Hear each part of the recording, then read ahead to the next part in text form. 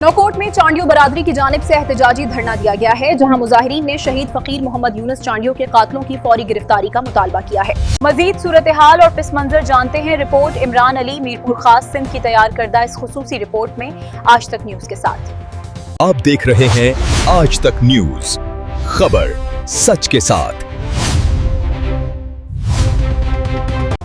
आज नौकोट press club में चांडियो बरादरी का धरना। चांडियो बरादरी का मौकिफ है कि शहीद फकीर मोहम्मद यूनुस चांडियो के कातलों को जल्द से जल्द गिरफ्तार किया जाए। रिपोर्ट इमरान अली मीरपुर खास सिंध और आप देख रहे हैं आज तक।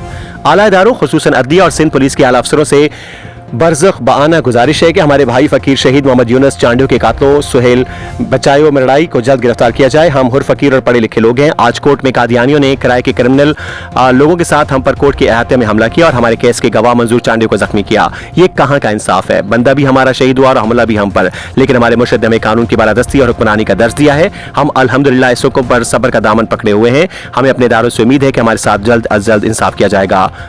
प्रेस क्लब के सामने चांडियो बरादरी का एहतजाज। आज तक न्यूज, खबर सच के साथ।